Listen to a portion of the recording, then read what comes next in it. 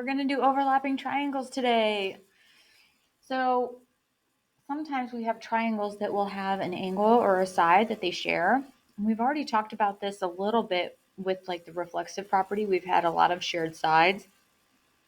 But they haven't necessarily been like overlapping each other. I think I snuck one into your practice last week. You might have caught it, but now we're going to have like a whole lot of overlapping triangles. So our first example asks us to separate and redraw triangle DFG. That's this one. And triangle EHG. So this is how we separate them. We just do our best because maybe none of us are artists. Okay, so this is my first triangle. So this is DFG. And then I have to draw the other one as best I can. Okay, it's not going to be perfect, but you get the idea. This would be EHG. And it says to identify the common angle, and you can see that they are sharing this angle G. And that's how we can identify it with those congruent arcs. That's all we have to do. So we're just going to be using that in our proofs today. All right, look at this next example. We have to name the common side for triangle ADC. ADC and triangle BCD. BCD. BCD. So you can see that the common side is the one that I highlighted twice that turned not just pink or blue, but purple. It's this one right here. Okay, so that is, I'll do it in purple. And notice the order of the letters. In triangle ADC, it is side DC. And with a little bar. And in triangle BCD, it is side CD. That is the side that they share. Okay, so we have to find another pair of triangles that share a common side. Well, there are lots. I'm not going to do the top part of the triangle because I don't want to muck that up, but I'm going to add some more letters. I'm going to call this point F, and call this point G, and this will be H down here. I could say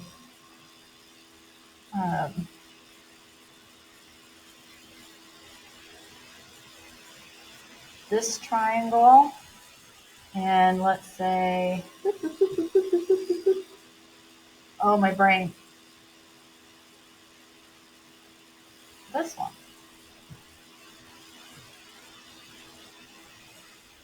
I mean, there's so many that we could have picked. Those are just two that are jumping out at me, and they don't share exactly the same kind of side as the other two, so I like this pair. All right, so the first one I picked was FEG. So that would be triangle FEG. And I want to say that it is congruent to, now make sure you get it in the right order. So F for the orange is going to correspond to E for the red, triangle E, and then F, and then H. E, F, H. All right, and then we have to name their common side. So that side is the FE side. FE, and look at the order again. The order is flip-flopped.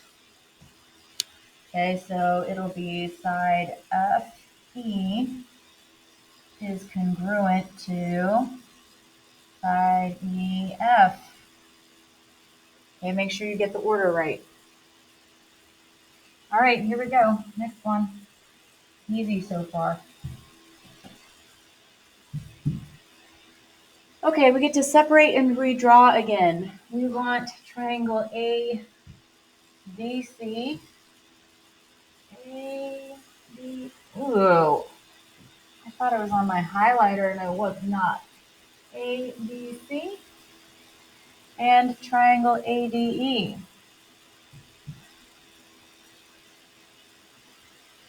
Okay, so we'll separate and redraw those.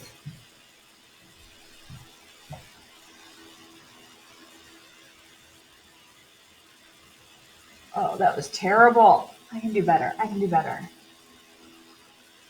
This is really hard to do from far away from the board. Or, I mean, I'm too close to the board is what I'm trying to say. Okay, A, it's excuses. It's excuses. Okay, that's one of them. Okay, here's the other one. Oh, good grief. Okay, I think I did better on that one. A, practice makes perfect. A, D, E. All right, now we have to code and label them. So, they already have some arc marks. This angle A is congruent to that angle A. This angle C, boop, boop, is congruent to that angle E, boop, boop. Okay, and then the last thing we know is this, that this was congruent to itself, right? So I'm going to mark that. AD is congruent to AD. Now we have to write a triangle congruent statement. So matching up the corresponding parts, I'm going to say that triangle ADC is congruent to triangle ADE.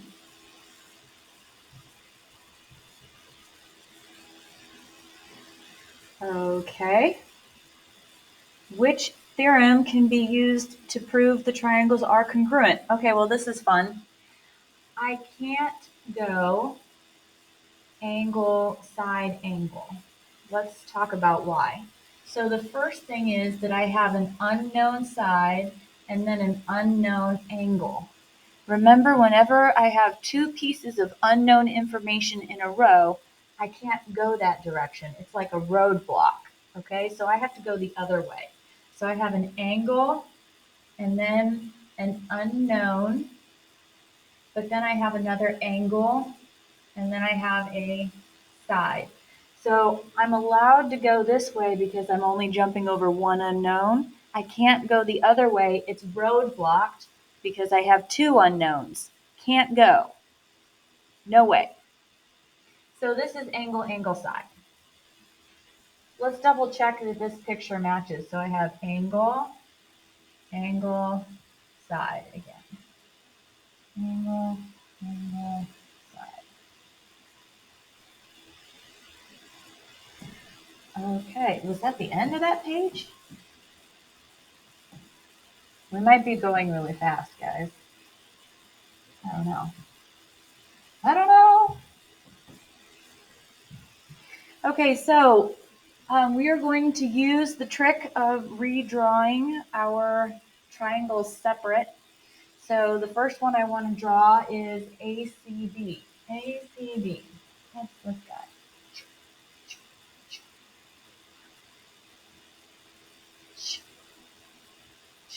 Oh my gosh, that's terrible. It's fine, it's fine. A, C, D. The show must go on. The show must go on. All right, then we want E, C, B. Gotta go home and eat. Okay. Oh, that's terrible. It's fine. Okay. I don't know who I'm trying to convince, me or you. Okay, so you can see that they share angle C. Boop, boop.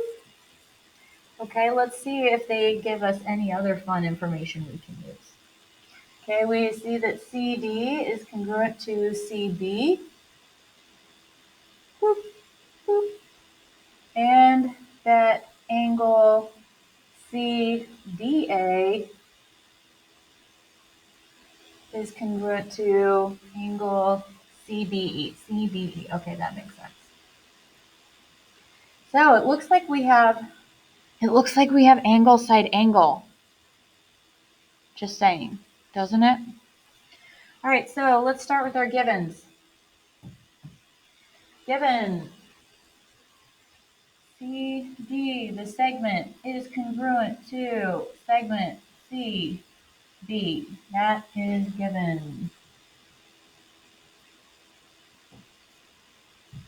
Okay, next, I know that angle CDA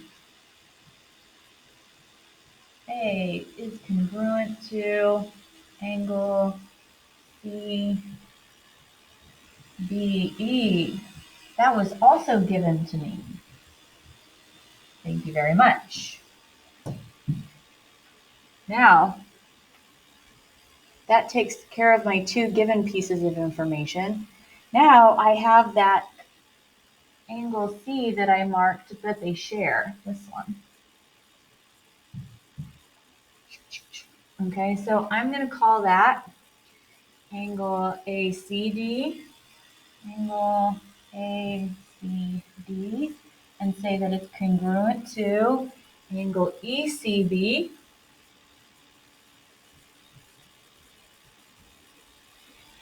And if it's overlapping and they share it, it's because it's congruent to itself.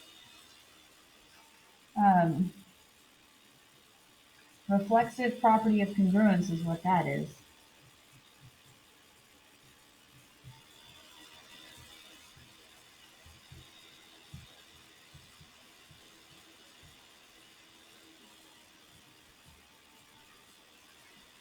Okay. Guys, I think that's it. We've got our side congruent. We've got our two angles congruent. I think we have an extra line in this proof. Ow, ow, ow. Okay, so we know that triangle ACD is congruent to triangle ECB by, what do we say, angle, side, angle. And we're done. Cool. Next. All right, we're going to do the trick again of unoverlapping our triangles. So we've got triangle ABC, easy as 1, 2, 3.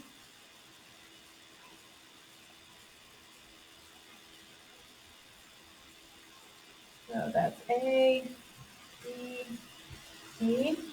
And then the other one is DBC. D, B. Whoa.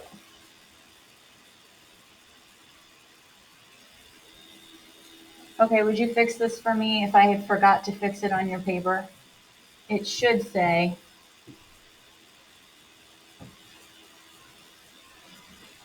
hold on, let me fix it. It should say DCB, right? Okay, we'll fix it. It's fine. DCB is what it should say.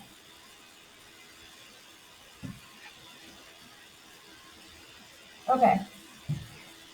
DCB. DCB. Yes. DCB.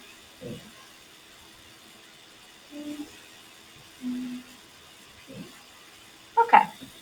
So, well, what are they giving us? Well, they're telling us that AC is congruent to DB. Okay, they're also telling us that angle ABC and angle DCB are right angles. Yep. All right, the last thing that we're going to have to use is the reflexive property again to say that BC, whoops, is congruent to itself. Okay.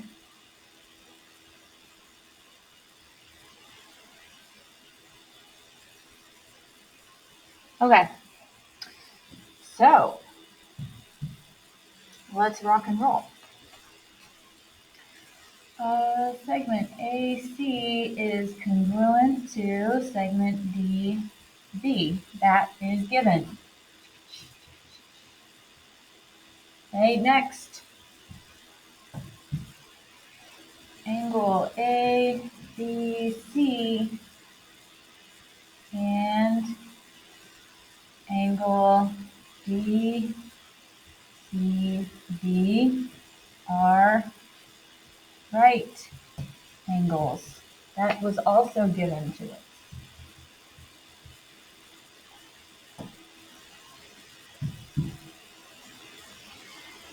Now, if we just say that these right angles are congruent, then we're in a position where we're having to use angle, side, side. Okay, and we can't use angle, side, side, so we're not just going to say these angles are congruent. What we're going to say is that these triangles are right triangles, because if we have right triangles, then we can use our hypotenuse leg. Okay, so it's tempting to say that the right angles are congruent, and that's true, but it's not helpful in this particular situation. So we're going to go the other route and say that these are right triangles. So triangle A, B, C, and triangle DBC, no, DCB are right triangles. And that comes from the definition of a right triangle.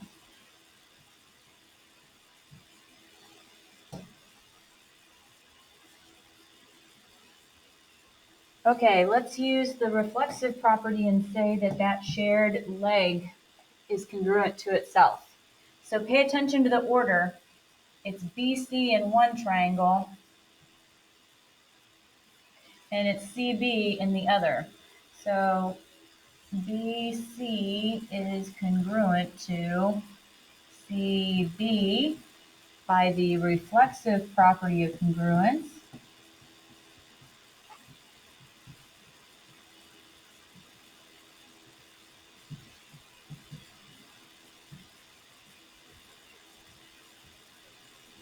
Okay. Now, we've got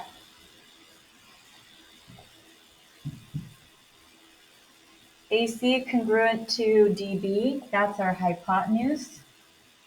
Okay. We've said that BC is congruent to CB. That's our leg.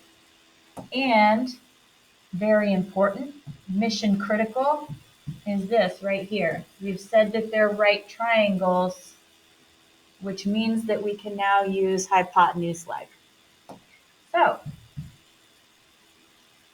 triangle ABC is congruent to triangle DCB by hypotenuse leg.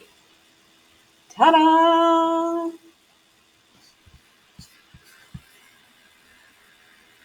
Bye.